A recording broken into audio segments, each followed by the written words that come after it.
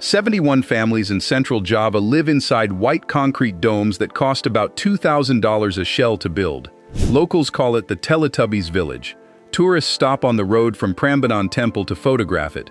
But the people inside aren't a novelty, they're earthquake survivors, and the same shape now covers families in Haiti, Ethiopia, Belize, and across Texas, Oklahoma, and Florida.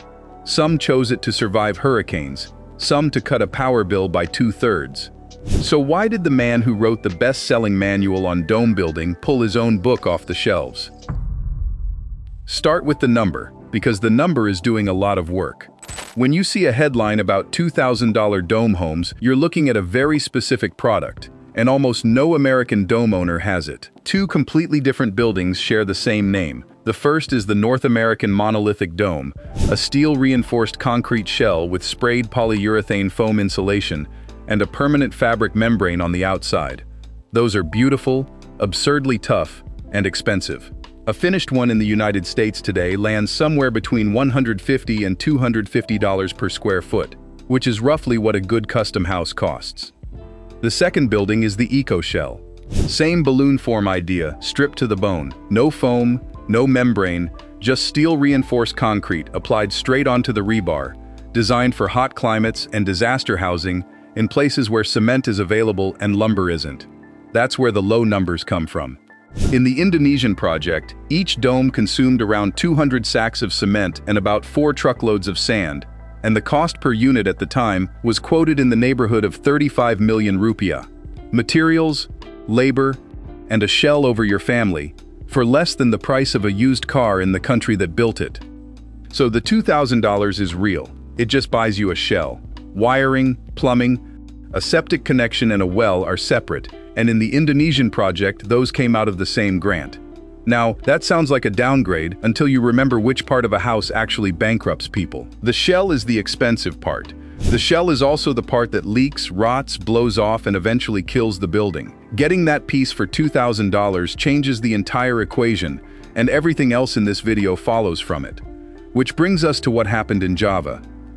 On the morning of the 27th of May, 2006, a magnitude 6.3 earthquake struck south of Yogyakarta.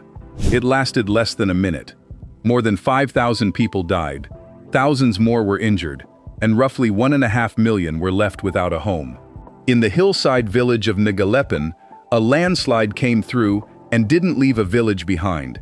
Not damaged structures, nothing.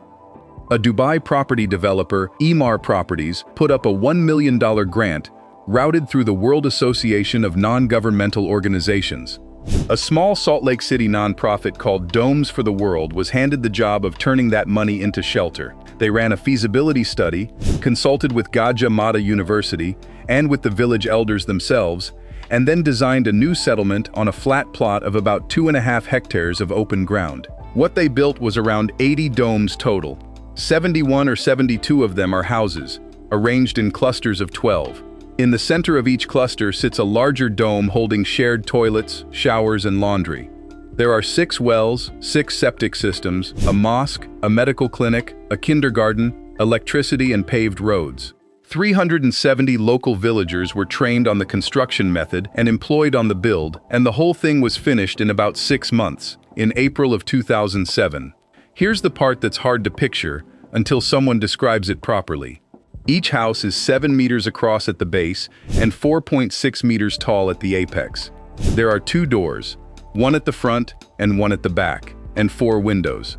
Downstairs you get a living room, 2 bedrooms and a kitchen. A circular staircase runs up to a single room on the 2nd floor, tucked into the curve of the roof. At the very top of the dome there's a hole about 30 centimeters wide, fitted with a blower, because a sealed concrete shell in a tropical climate needs somewhere for hot, damp air to go. That vent is doing real work. Remember it, because it's the quiet solution to the problem that ruined a lot of domes elsewhere. Daily life in there is shaped by the curve in ways that take some getting used to. The walls start leaning inward almost immediately, so the usable floor space is smaller than the footprint suggests, and anything tall has to live near the middle of the room rather than pushed against a wall. Cooking heat rises straight up the interior of the shell and out through the apex vent instead of hanging at head height the way it does under a flat ceiling. And the concrete holds temperature, so the inside runs noticeably cooler through the hottest part of a Javanese afternoon and gives that warmth back after dark.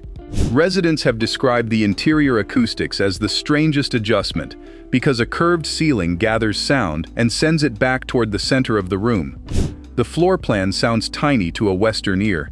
In rural Java, it's a serious upgrade.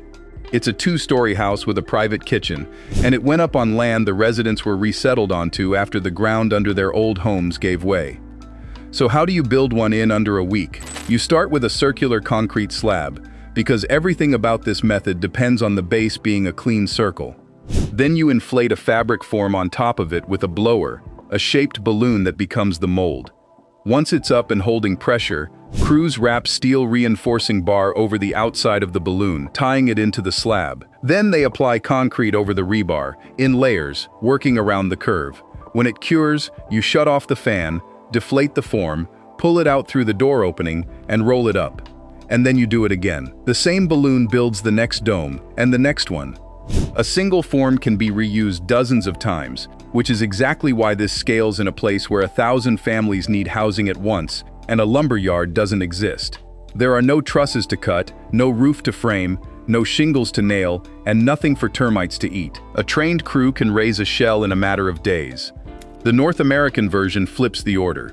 There, the fabric form is inflated and stays put permanently as the waterproof outer skin, and the polyurethane foam and shotcrete go on the inside. Different sequence, same principle, wildly different price tag. Which raises an obvious question. If one balloon can produce domes forever, how many people are actually living in these things? Let's add up what's countable. The monolithic dome method has been in commercial use in North America since the mid-70s, and in the decades since, builders trained through that pipeline have put up thousands of homes, schools, churches, and storage structures across the United States. Domes for the World and its partners have built dome housing in Indonesia, Haiti, Ethiopia, India, and Belize, with proposals for a 200-house project in Dapitan, in the southern Philippines, after Typhoon Haiyan showed the region what it was dealing with. Then there's the geodesic wave, which was enormous and is mostly forgotten today. A book called Dome Book 2 sold roughly 160,000 copies in the early 70s. And a meaningful number of those readers went out and built something. Kit companies sold geodesic homes across America for decades. Add Italian Binishell concrete domes, add modern aircrete builders, add the earth-sheltered crowd, and a six-figure number of households is entirely plausible. Hold on to that book title, by the way. We're coming back to it, and what happened to it is the strangest part of this story. What nobody has is a registry. There's no global count of people living in domes, and anyone who hands you an exact figure is guessing. I'd rather tell you that than pretend I counted them. Now, why does the shape matter this much? Two reasons, and they're both boring physics doing something impressive. The first is surface area. A sphere encloses a given volume with less exterior skin than any box you can draw around it.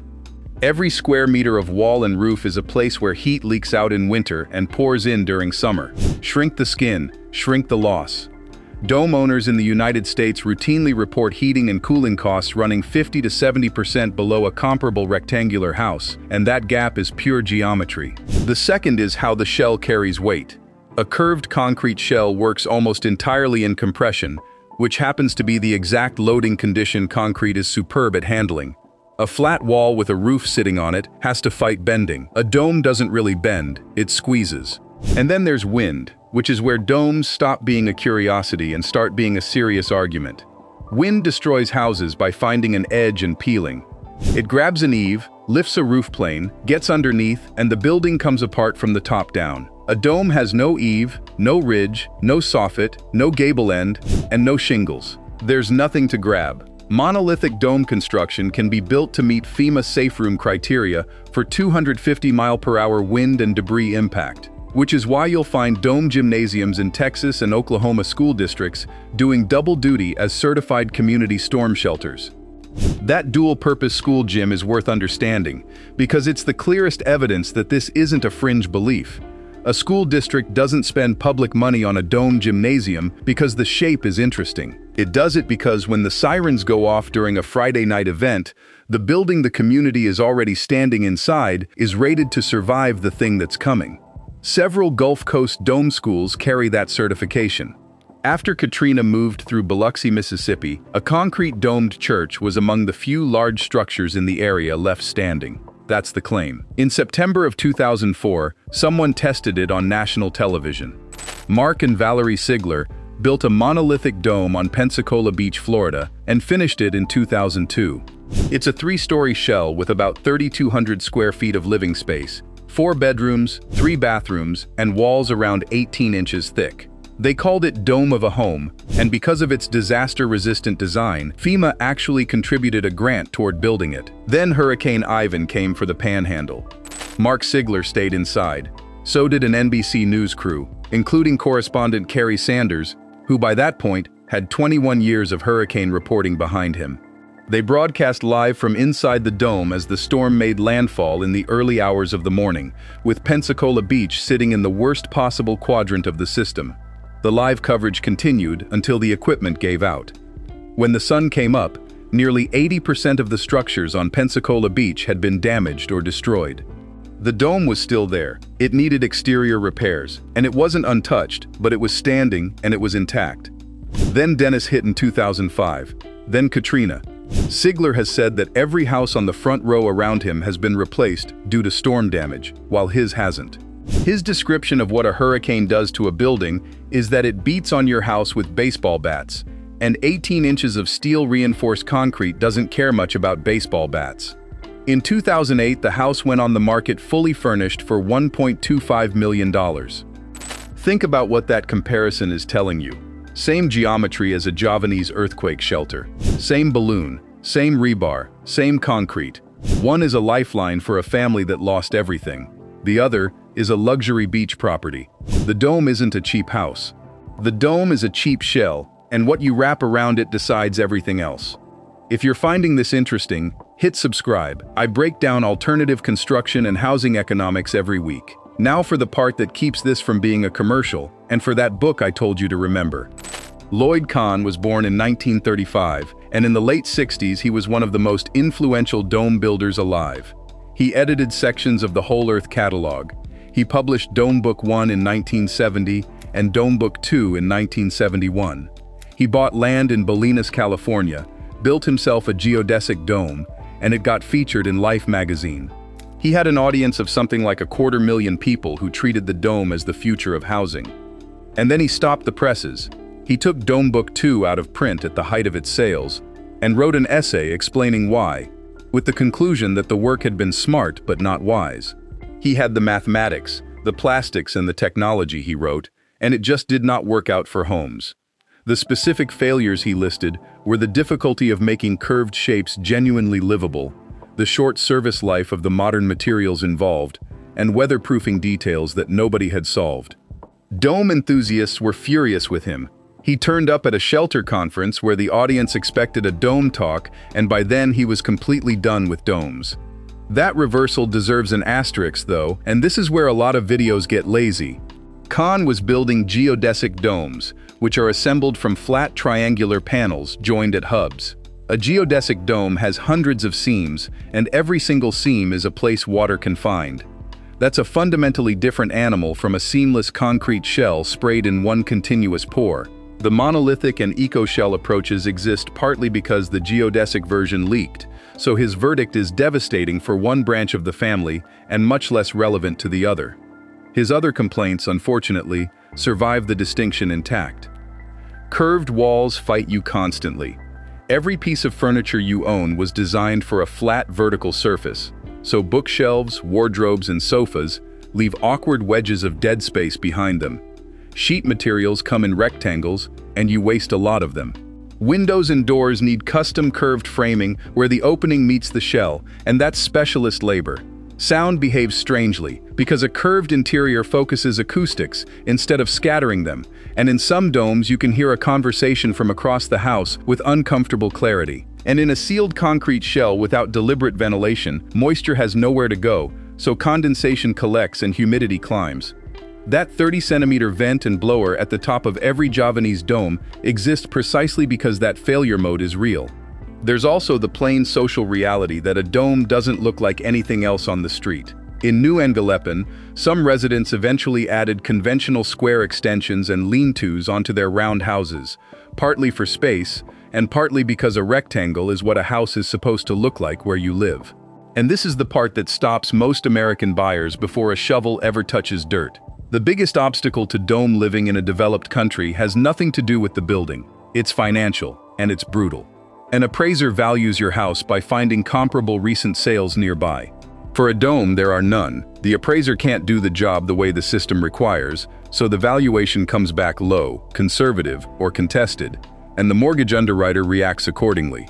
Small local banks are often more willing than national lenders, but you'll do more explaining than a conventional buyer ever does. Permitting adds friction. Local officials who have never seen a shell like this will typically require engineer-stamped drawings proving the structure meets code, which can run $2,000 to $10,000 in soft costs before anyone breaks ground. Finding a contractor is its own problem, because most builders in your county have never done one, and unfamiliarity shows up in a bid as a fat contingency, or as no bid at all. Then there's resale. The pool of buyers who want a round concrete house is a small fraction of the pool that wants a 3-bedroom colonial. Domes can sit on the market. If your 5-year plan involves selling and moving, that's a genuine risk, not a footnote. So who does this actually make sense for? It makes sense if you live somewhere that regularly tries to destroy houses. Tornado Alley, hurricane coastline, wildfire country, seismic zones. In those places, the calculation stops being aesthetic and starts being actuarial, and a shell that shrugs off 250-mile-per-hour wind and doesn't burn changes the math on insurance and on rebuilding. It makes sense if you intend to stay 20 or 30 years, because the operating savings on heating, cooling, and a roof, you never replace compound over time, and the resale problem never arrives. It makes sense if you can do interior finish work yourself, since the shell is often only a quarter to a third of the total budget, and the kitchens and bathrooms cost the same as anyone else's. And it makes overwhelming sense in disaster reconstruction, where the alternative is a tent, the timeline is measured in weeks, and cement is easier to source than seasoned lumber. It makes much less sense if you're chasing a cheap house in a stable suburb with a standard mortgage. That version of the dream runs into the appraiser, and the appraiser usually wins. Back in Central Java, the domes are still there. Nearly 20 years after the landslide took the old village off the hillside, the children who moved into those white concrete shells as toddlers are adults now. The buildings have needed paint and repairs and additions, and the residents are the first to point out that living inside a curve takes adjusting to. But every one of them is standing on ground that once had nothing on it at all, and the earthquake that leveled the original village never got a second chance. That's the honest case for the dome. Not that it's the future of housing, because it very probably isn't. Just that in the specific places where ordinary houses fail people, this shape has quietly kept working for 50 years while everyone stopped paying attention. If you want to see what happened to the other great alternative housing experiment of the 70s, the Earthship, that video is on screen now.